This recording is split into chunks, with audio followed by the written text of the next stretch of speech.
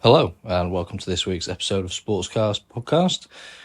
We'll have a look at this weekend's football from the top divisions, a look at boxing, the build-up to the Rugby World Cup with an exciting weekend in the world of rugby, and a quick overview of the cricket.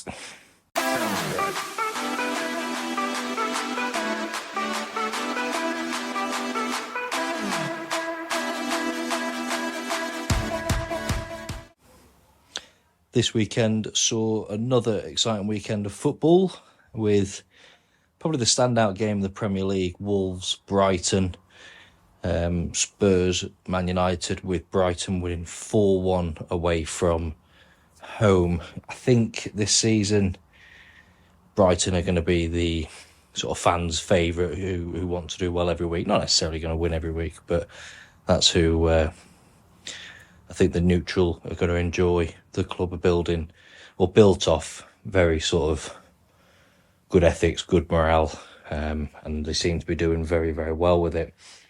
Spurs picking up a home win against Manchester United, who don't take anything away from Spurs. Man United don't really look like they're going to be much competition this year. It's early days, but they don't seem to be putting things together very well early on. In the Championship, Ipswich with a 1-0 win at QPR. Quite an exciting game, really. QPR hitting both posts off the same shot, missing from maybe sort of a yard out, just had to hit the target, putting it wide, but Ipswich scoring late on. That's Ipswich with winning every game, top of the Championship at the minute. Also, Sunderland winning 2-1 at home to Rotherham, with Jobe Bellingham scoring both goals at only age 17, who seems to be sort of early doors. Obviously not going to be up there as talented as his brother at 17. He was over at Borussia Dortmund, but he really seems to hit the ground running up at Sunderland. Also in the Championship, Leicester winning 2-1 against Cardiff, but the talking point would be Aaron Ramsey's goal from sort of 35 yards just before half-time. The ball on the sideline, someone passing just inside, he's opened up his body and put it in the far top corner. For me, probably the goal of the weekend. The game of the weekend came in League 2, which saw Wrexham versus Swindon. Half-time was 4-1 to the travelling team. So 5 goals in the first half, another 5 goals in the second half. It saw 2 quick, quite early goals in the second half. Wrexham pull it back to 4-3. Swindon took it to 5-3. And then the 92nd and 96th minute, Wrexham scored twice to draw 5-5. A lot of talking points coming off the back of that. Ben Foster probably wasn't at his best.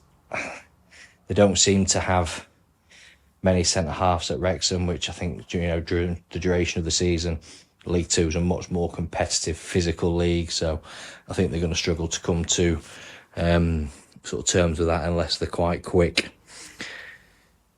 Jude Bellingham scored for Real Madrid twice again this weekend. So again, another one to hit the ground running at his new club. I don't think the price tag of 120 odd millions put him off too much. Harry Maguire saw his deal break down midweek. His move to West Ham looked on. They were looking at Ward-Prowse and Harry Maguire. Ward-Prowse went, Maguire does not.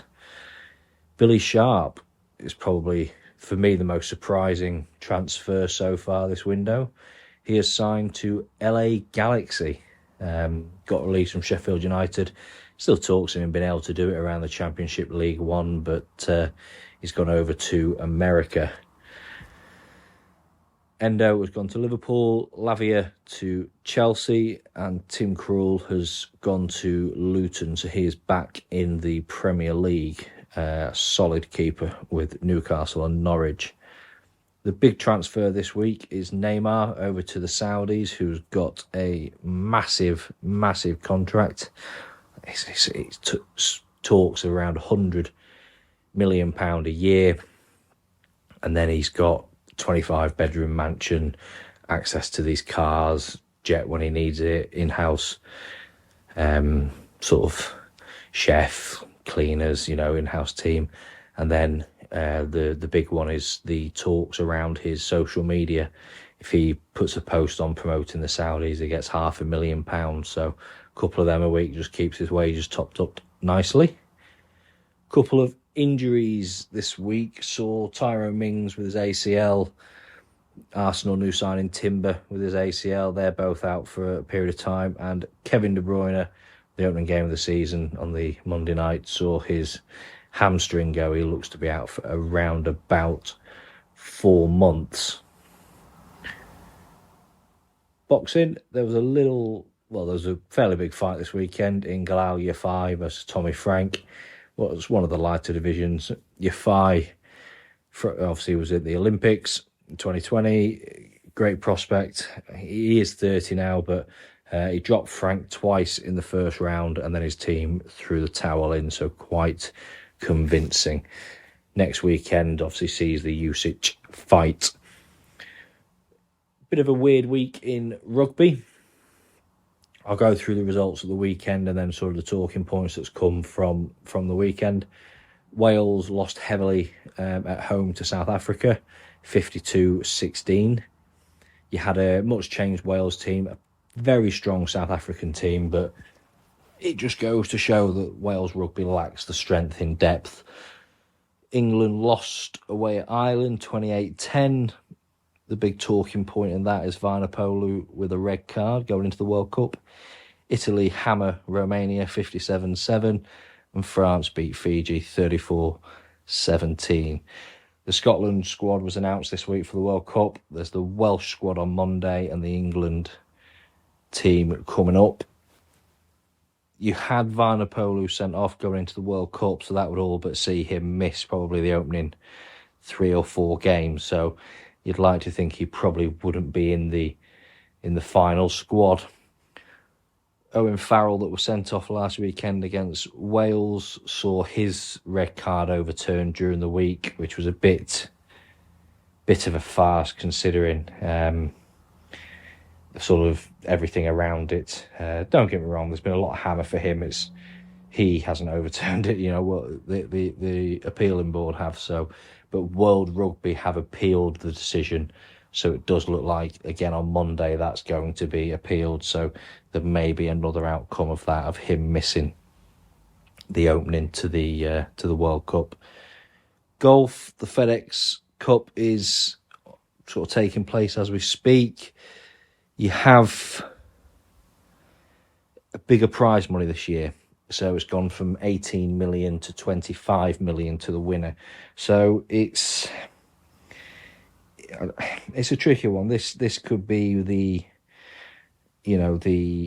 Saudi influence into the merger. There's not really much news around the merger or anything like that. So this could be what that is. So bigger prize monies to the players, still with 4 rounds of golf and so on and so on. So you've got the BMW Championship taking place at the minute. You've got Scottish Sheffler in the lead, joint lead with Matt Fitzpatrick.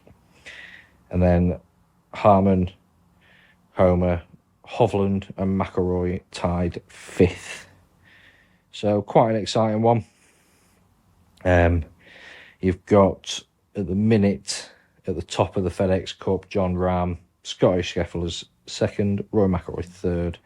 Probably the big one, Patrick Cantley, who I tipped for the US Open this year, is in 5th. So plenty to play for. Sort of, till the end of the month, and then obviously going into hopefully they can take a bit of form into the Ryder Cup coming up in September. Not much going on this week around the world of cricket. Stokes has been picked for the World Cup. And then there's just the 100 that's going on at the minute as well, which has been sort of pretty exciting, but nothing sort of too major.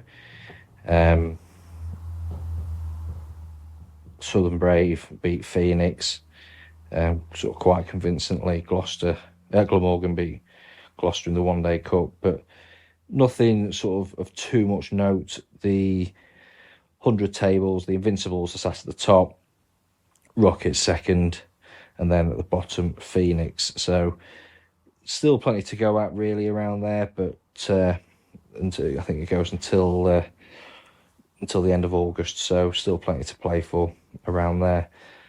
Next week we will cover again football. There'll be a build up to the return of the Formula One from Jordan, who hopefully is back next week as well.